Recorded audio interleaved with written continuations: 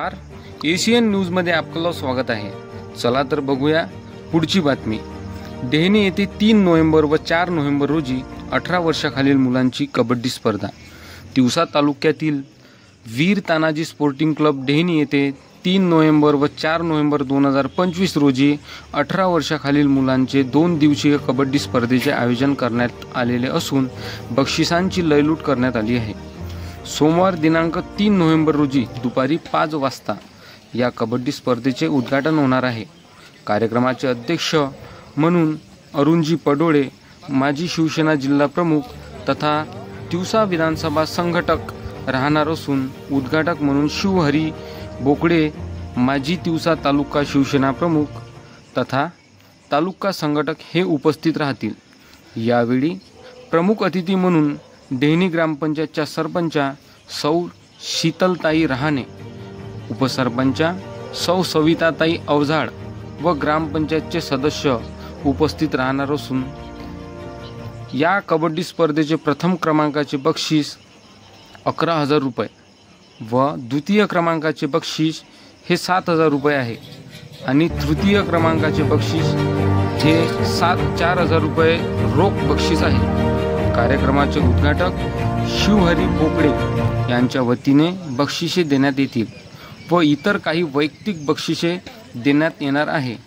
या कबड्डी स्पर्धेत भाग घेण्यात यावा असे आवाहन वीर तानाजी स्पोर्टिंग क्लबचे पदाधिकारी यांनी केलेले आहे। धन्यवाद। निमोरा डेहनी या गावामध्ये कबड्डी स्पर्धेचं आयोजन करण्यात आलेलं आहे। डेहनी गाव हे सिंदूरदाना बाजार रोडवर निमोरा या गावाच्या नजीक आहे। या ठिकाणी दिनांक 3, 11 ते 4/11 या दिनांकांमध्ये कबड्डी स्पर्धा आयोजित करण्यात आलेली आहे। या स्पर्धेचं आयोजन वीर तानाजी स्पोर्टिंग क्लबच्या वतीनं ह्या स्पर्धा घेण्यात येत आहे। या स्पर्धेच्या मागचा उद्देश एवढाच आहे की ग्रामीण भागामध्ये कुठेतरी चैतन्यमय वातावरण निर्माण झालं पाहिजे, आनंददायी वातावरण निर्माण झालं पाहिजे आणि नवयुवकांना कुठेतरी या मैदानी स्पर्धेचा लाभ घेता आला पाहिजे।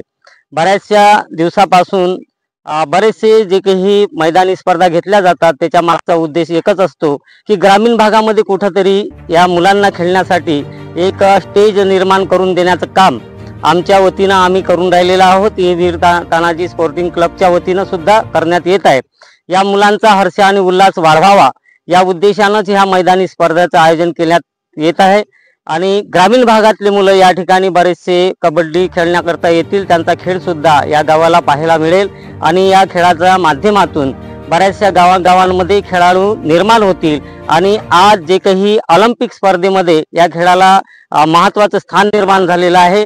या ग्रामीण भागामधून कुठेतरी एखादा मुलगा त्या ऑलिम्पिक स्पर्धेमध्ये जावा आणि आपल्या या तालुक्याचं, जिल्ह्याचं नाव आणि आपल्या महाराष्ट्राचं नाव त्यानं नावलौकिक करावं एवढाच उद्देश या कबड्डी स्पर्धेच्या माध्यमातून आमचा आहे। म्हणून या मुलांना या कबड्डी स्पर्धेसाठी जे काही योगदान आमच्याकडून पाहिजे होतं ते आम्ही दिलं।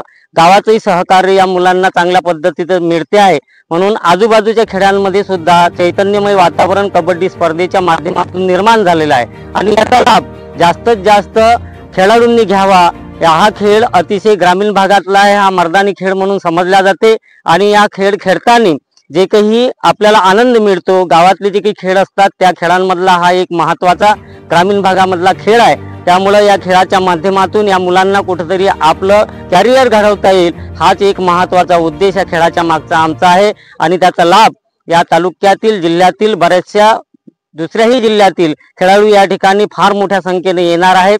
याची प्रसिद्धी सुद्धा बऱ्याचशा माध्यमातून करण्याचा प्रयत्न आम्ही केलेला आहे आणि या उद्देशानं हा खेळ चांगल्या पद्धतीनं 3 आणि 4 या दिनांकामध्ये घेतला जाईल आणि 4 तारखेला 6 नंतर या जे काही बक्षिसाचं पारितोषिक आहे ते वितरण करण्याचं काम बऱ्याचशा गावातले सरपंच आहेत, जे काही प्रतिष्ठित नागरिक आहेत यांच्या माध्यमातून हे करण्यात येणार आहे।